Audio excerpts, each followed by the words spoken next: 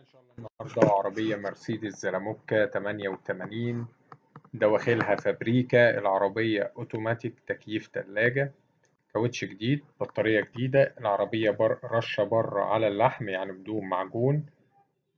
عربية بيتي، تاني مالك من الزيرو، مرور أكتوبر بمحافظة الجيزة. سعر إن شاء الله المطلوب 270,000 جنيه. رقم التليفون هيظهر في آخر الفيديو. تاريخ العرض 3/7/2023. العربية آلات الجر بتاعتها 100%، فرش جلد فوق الفرش الأصلي.